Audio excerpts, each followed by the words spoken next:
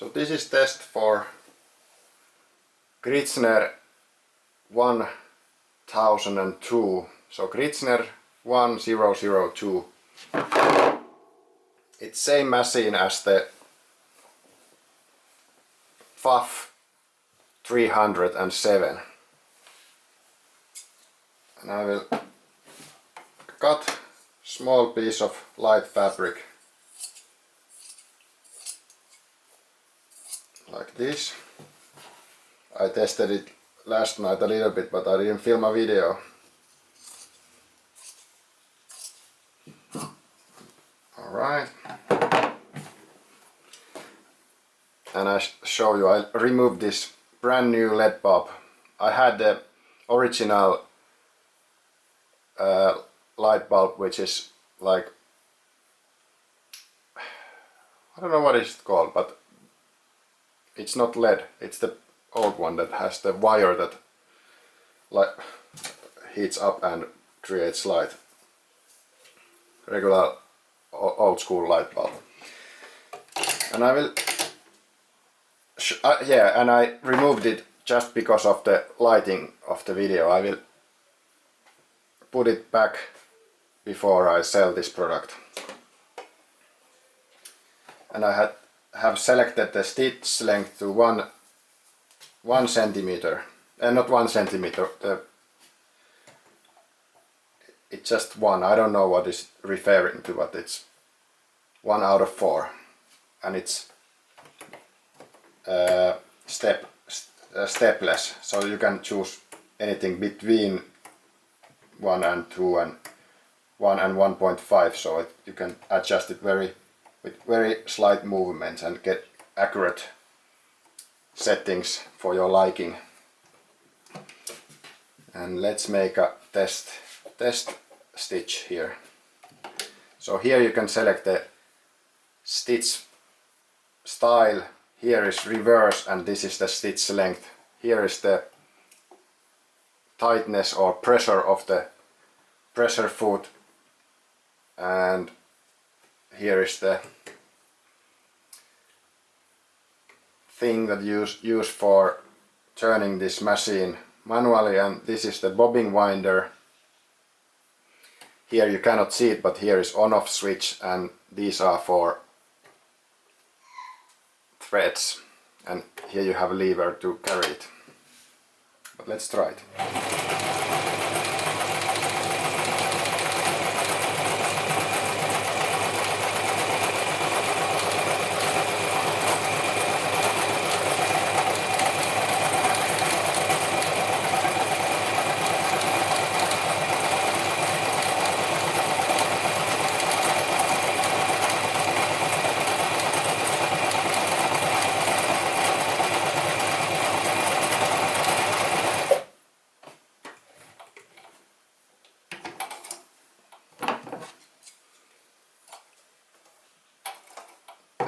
The table of mine is acoustically very bad because it's from IKEA, and it's shaking and rattling, and it's made out of cardboard and some sort of hardboard material, so no wood at all, and it rattles and shakes. So this is one of the most silent machines I've worked with, and it doesn't shake at all. So if you put it in a solid table, or I have tried it on the floor, concrete floor, and it's spot on. No rattling and nothing. The stitch is straight when you keep the fabric straight. Obviously I'm filming the video, I didn't pay attention, and it has some slight movement, but that was not because of the machine, it was because of me shaking the fabric. And now we can make another stitch, straight stitch still, but with a longer stitch length. Let's, for example, choose the stitch length 4, so the longest. This was pretty close to the shortest, and let's make stitch length from the widest.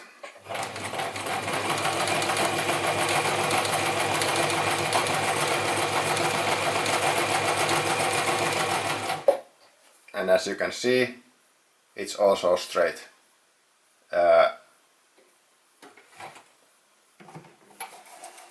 Other than my manual movements of the stitch, and I don't know if you can see it on the camera, but it's also good and straight, even though I shaked it a little bit, and in the end I let go of it, the fabric, and that's because of the fabric was heavier on this side, so it started to pull to the other side slightly, but if you hold it slightly like this, it goes straight. I don't know if you have worked on machines a lot, you start to notice these things. Normally people own the one machine and they use it and they don't think about stuff like this, but my opinions are pretty educated. I mean, like, I'm obsessed to the point that I can see even slight imperfections, and this machine is pretty close to the perfect. Here is some minor scratches, not even through the paint, but through the clear coat. Not even through the clear coat, but the clear coat. And here the plastic has some scratches, but nothing major. This is one of the cleanest machines you can see. The next thing from this is the machine that hasn't even been tried, and it has been stored in the warm closet for all of its life. This has been used very little and it has very little marks and nicks and like wear. It's almost like a brand new machine.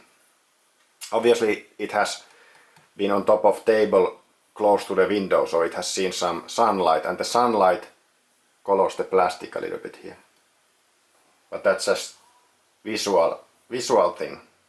Mechanically this is like brand new, even though it's multiple years old. So let's change to the zigzag. Let's choose the kind of like a medium stitch length, like 2.5 or 2 out of 4, and let's make very narrow zigzag.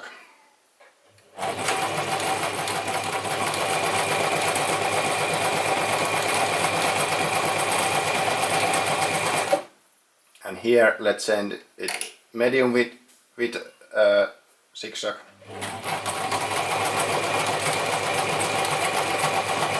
And in the end let's make a wide zigzag.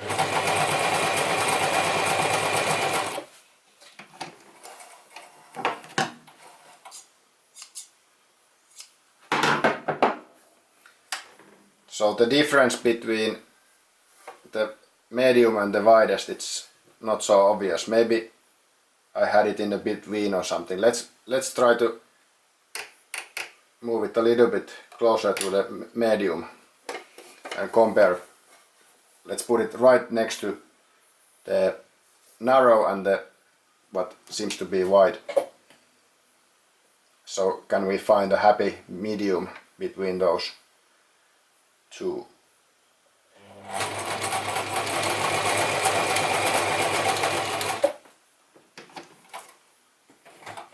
So it looks like the narrow and the wide, I would need to have some sort of measuring tape to see the difference between medium and widest. With the bare eye, no, okay. There is a difference. Let's make it a little bit narrower, even narrower. It's hard to pronounce. So let's see.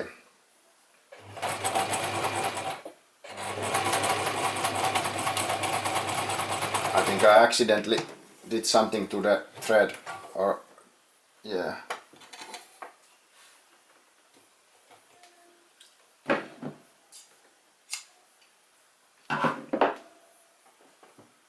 Sorry, I probably blocked the view, but I have to go close to the needle to see this. Yeah.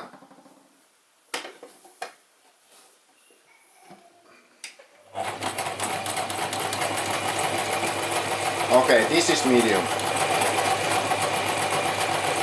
So, of course the previous one was probably also medium, but this you can see it clearly. I don't know how much the noise of the table rattling and resonating with the machine is showing you, but here you can see the narrow one, very narrow here. Here is relatively wide. In this area it should be medium, but I think the adjustment is pretty. But when you get closer to the adjusting the wheel closer to the narrow width, there is more. You can see more a difference between the different widths than what you have when the stitch width selector is closer to the full length, full width. So here is narrow, almost a full length, full width.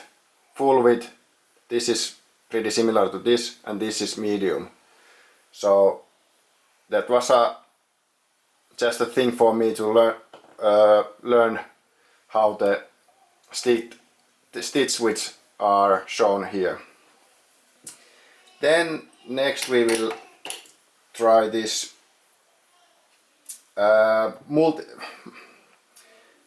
zigzag with a stitch in between, like a stretch stitch that has multiple stitches when moving to the left and right, so it doesn't go straight to the opposite end, it stops in the middle. And let's just use it. And put this pressure fit down.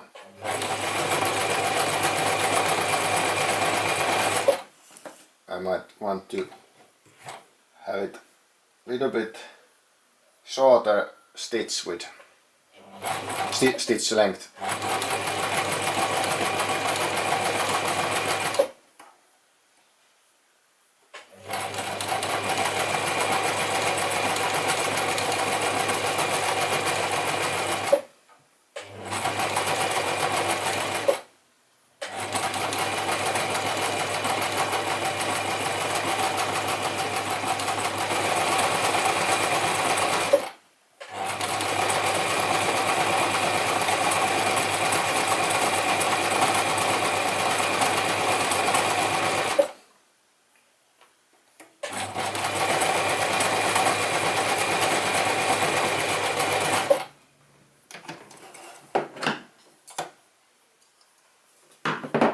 Here is the zigzag with multiple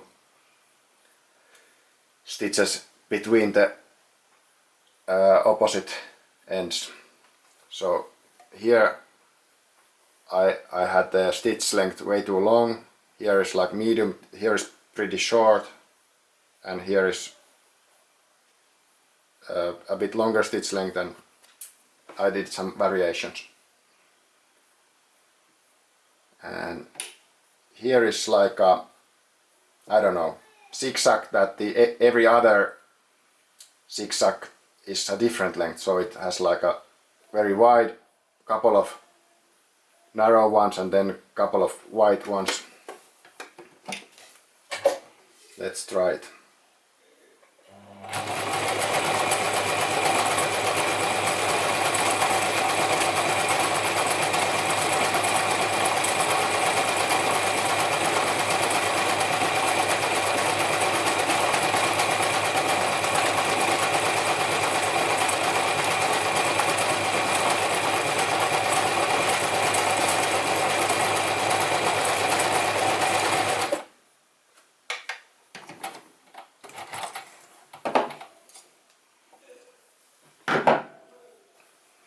In my opinion, it's a pretty good looking stitch. I don't know what you use it for, but it's coming out as a nice stitch. I haven't sewn the backside. It looks good as well. Then the last one before the what are those called? Like stretch stitches. So this is the last normal stitch before the stretch stitches. And I broke the thread somehow. I don't know where I had it.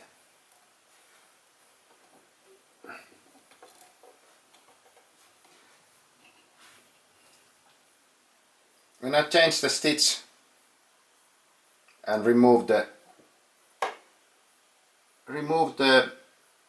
fabric, I think I sometimes don't put the thread correctly to the behind of the pressure foot, and I have this weird plastic pressure foot that has sharp corners, so it needs to be tucked here in behind. Otherwise, if I leave it to the front or to the side, it breaks the thread, so you have to pull them back before you start stitching.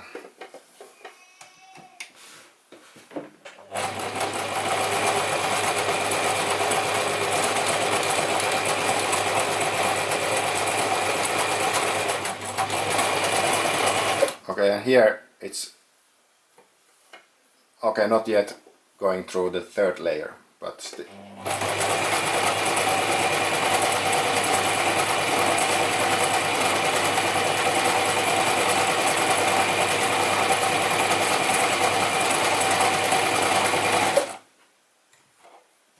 So now I pay attention. When I remove this, I cut the thread and pull it back straight. This would be solved by having a metal pressure foot with a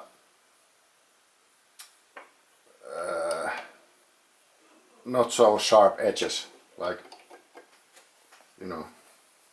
And this stitch was, I think that you can edge with this stitch somehow, like it. Is it called blind stitch or something? I can't remember. But it has straight part and then zigzag, and then straight and zigzag. And both sides it's looking good. Now I need a new piece because I want to be able to compare the stitches against each other. And if I move any further to the left, there's a third layer, so I would have to adjust the settings, like the pressure foot. We can try it, but let's make this with the same settings and over the third layer. This is like a relatively thin layer. It's not like a silk or anything or stretch fabric, but it's like a little bit like a denim, but very thin denim.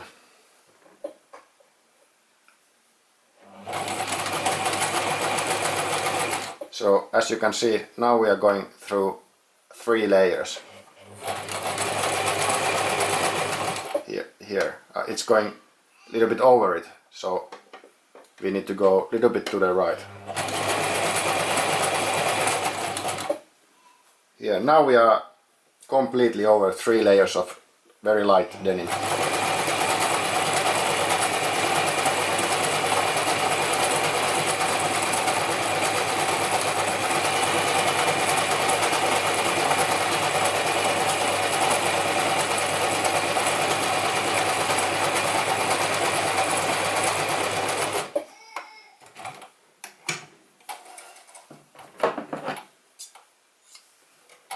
And let's pull these threads back, and here you can see it's going over 3 layers of light denim without even changing the settings. Here's number 1, and let's move to the stitches with backing. Like they go a little bit to the forward and then it reverses the fabric a bit, so it creates better locking mechanism for stretch fabrics, and of course to all fabrics that you use it with. And this is a feature that is not like the most basic sewing machines doesn't have this feature, and the ones that are cheap, the sewing machines that are cheap and have this setting, like with stitches with a reverse, like they're probably called stretch stitches or some, I can't remember what they are called, but you guys know. The cheap machines doesn't have, normally they don't have this feature, and if they have, it doesn't work so well, and it's not adjustable. In this machine it works, and also you can adjust the tightness, how tight the stitch are. You can even overlap them or leave a little bit space between the reverse and the previous stitch. I will show you. So this is the most common one, and here the stitch with selector lever or knob, or what is it called? You have to turn it over the stitch length 4, which is the longest, if I remember correctly, for the normal stitches. And here you can find the S dot, probably referring to stretch stitches. And here you have range of stitch length that you can adjust this stitch length to be able to decide the tightness or length of the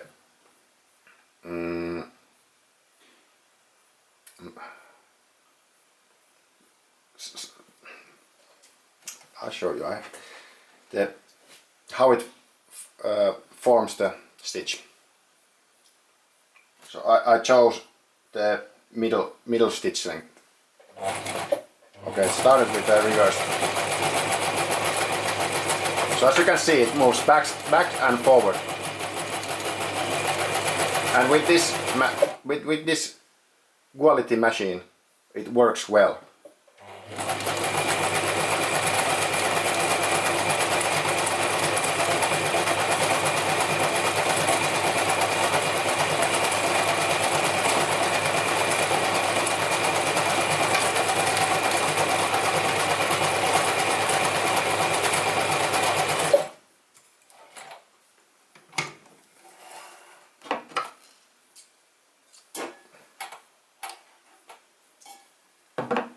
Okay, here you can see the stitch goes forward and then a little bit back and then forward again. And if we want them to overlap or hit to the same holes that it previously did, I don't mean like when I make a new line of stitches that I would want to hit the same holes that I hit with this line. I mean in a single row of stitches, like single pass of sewing this fabric under this sewing machine. Here you can see there is gaps, and the gap generates because of the reverse stitch is not reversing all the way to the previous hole. So in my opinion, it's not even my opinion, I guess the stitch might be strongest when you can get the reversing stitch as close to the previous stitch as you can, so it forms squares or card deck diamonds. Let's try. So I need to make the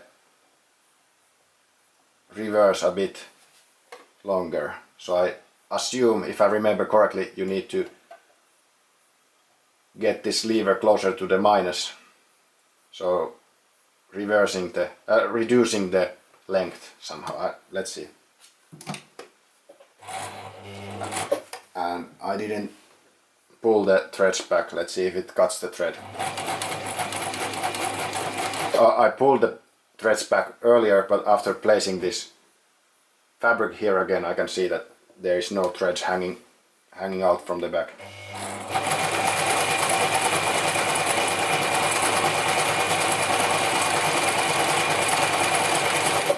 Let's see, it's pretty close. I need to adjust it one step more. Let's see.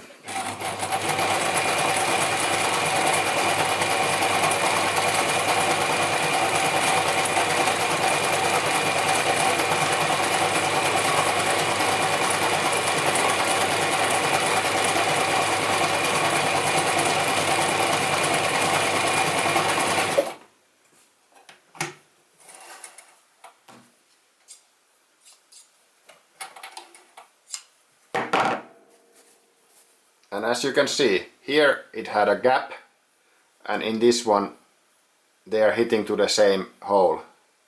Here I had a slight, very small gap, but I tightened it even more, and in the last part of this row, like this stitch, it is hitting to the same hole. I might even try to put it one step further, so it would overlap a bit, because here I can still see in some stitches there is even so slight or small gap between that. Let's put it one more step.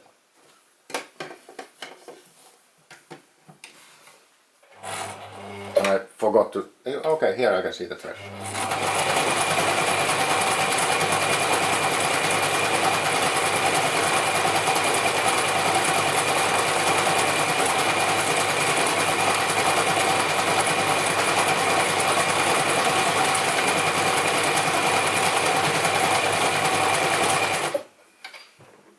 Now it's working.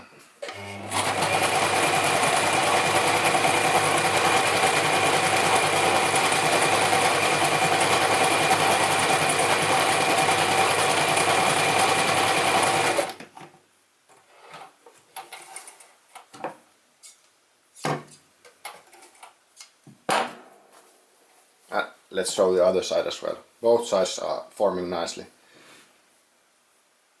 I might even put one more step to be sure. I think for most people this would be enough. It's hitting to the same hole.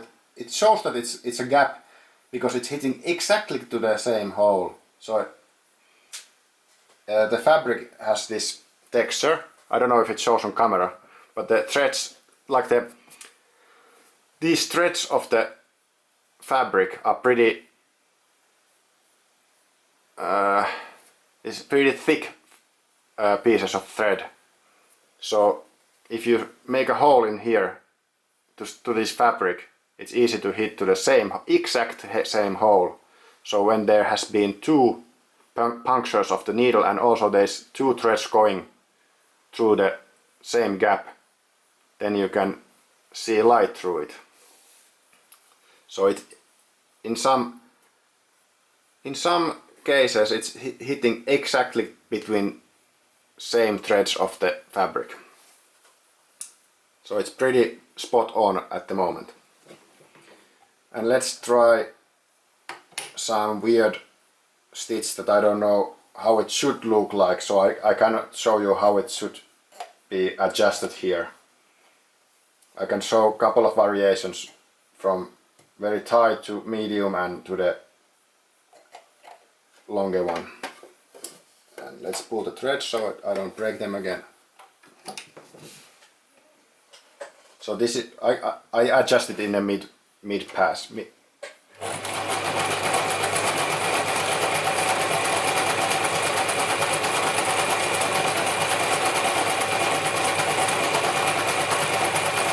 Okay, that was pretty tight. Let's put it in the middle.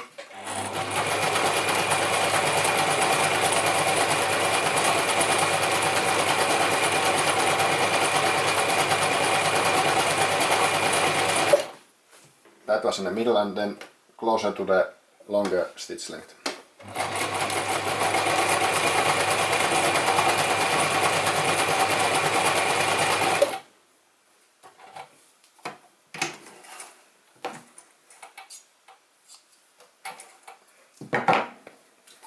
So here you can see, this is the tighter one, this is the medium one, and this is the longer one.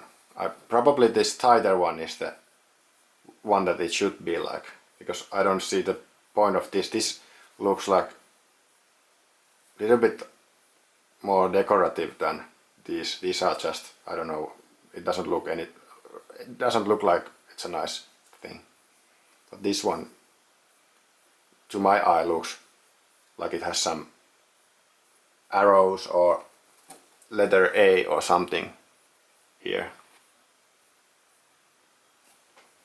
And this one is I just turned it to the last stretch stitch. Let's try it out. I haven't even tried it myself. Just I did the previous one I had tried. This one I haven't even tried. So let's put it to the relatively tight setting.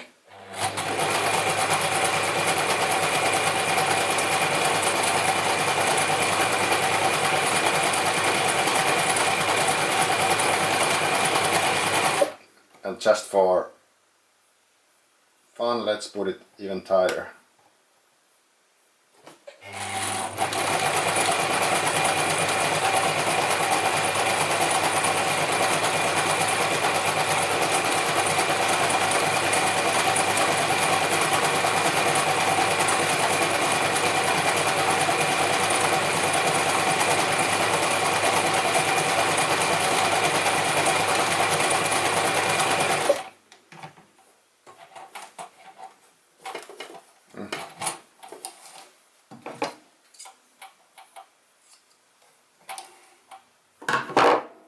Let's see, it's some sort of blind stitch, I assume. Maybe stretch stitch for blind hemming, I don't know. You guys know, I just fix these machines, I don't sew that much.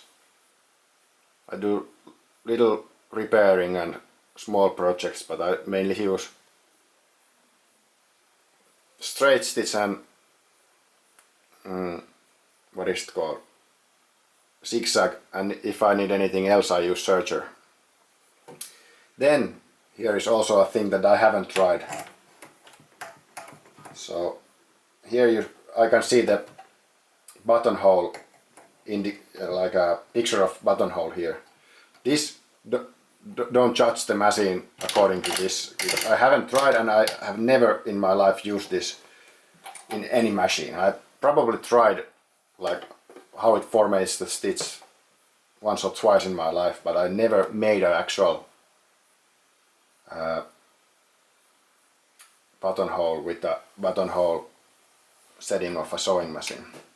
But let's try, just to show you what it works. But to be able to make a buttonhole that works as a buttonhole, not just showing you guys that the machine works, then I would need to look at manual or YouTube videos to see how it works, how it's done. Okay, create stitch. Then here's a selection 1. I assume from the pictures and what I've seen in YouTube, so like I haven't been like watching those videos to learn how to do it. I've just seen like very quick videos while like scrolling down the reels or something. Then here is part 2 of the hole, so the bottom part. I don't know how it's done. Okay, it's creating zigzag. Well, oh, then the third part, so the right side of the thing. Okay, it's reversing. Ooh, nice. Okay, and the fourth, but it's looking easy.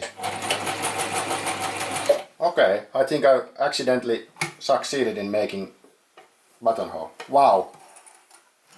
First time trying, it's easy to make buttonhole with this machine. I assume at least. You could make these a little bit tighter, these both sides. But my uneducated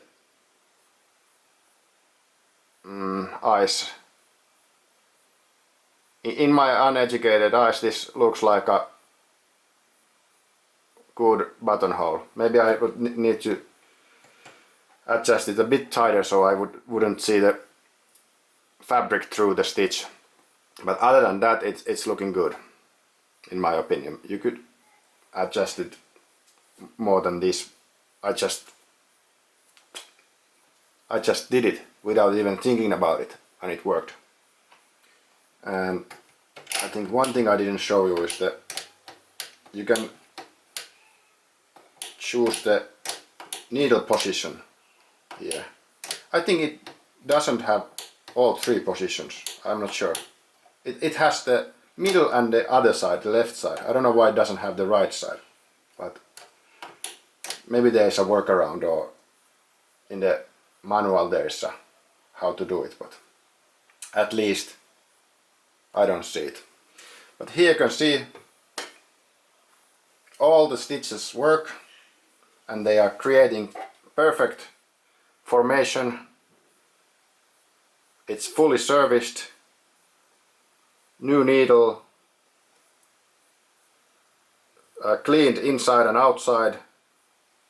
The outer surface is waxed, and all the points that need to be oiled, even the motor bearings have been oiled, and all the parts that are easily disassembled has been disassembled, even the bottom cover here, and it's cleaned from the dust and oiled and serviced, and it's fully working. So I recommend this machine. Probably you are not going to buy it if you are outside from Finland, because I'm going to list this item in a Finnish second-hand online shop. So you are not able to see the listing because it's not in the eBay or anything like that. But if you see this kind of machine, either the Gritzner 1002 or the Pfaff 307 listed in your local thrift store, or what is those second-hand shops or online shop, go for it. It's relatively cheap machine compared to the what the new ones cost, and I think the build quality is very good. So let's attach this light here in the end so you can see the light, that the light works. But the only reason I took it off was because of this video. So thank you for watching, and I recommend you guys to watch my other videos as well, because I'm starting to make more videos in the future. I have upcoming video that I haven't started filming yet, but I will film the Yuki Baby Lock Pro Line BL4 slash I don't know what is it called, this 838 DF, made in Japan. Purchased, I think if I remember correctly, I got the original receipt and all the paperwork of this machine, so this has been purchased 1991 and probably manufactured a year earlier. I don't know how these machines, how fast they sold it in early 90s, because in Finland there was a depression. And also the shipping of the machines might have been longer in that time. But yeah, please give me the thumbs up. So like the video, comment the video. If you don't have anything to say, just comment like nice video or something, so I get the comment to the video and get more views. Consider subscribing, even though I don't have so many videos yet. I will try to post more videos in future in a tighter sequence, so you guys will see more videos of sewing machines and sergers and probably some other stuff too.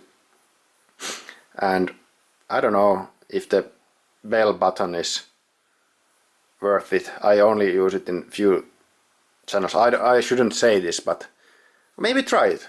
Maybe try it out, because for this kind of channel it might work. If you have a channel that posts videos regularly, you know when it's posting. But if you have a new channel like this, like which I have, this kind of channel, you don't know when I'm going to post the next video, and I don't post that often. So you could use the bell feature to be able to see my next video and not to lose it to the YouTube's big field or forest of millions and millions of videos posted very frequently. So thank you, and yeah, and if you want, you can also share this video. I don't know why you would share this, but maybe your local sewing Facebook group or something, that maybe some group of people are interested in this kind of sewing machines or something. So thank you and bye bye.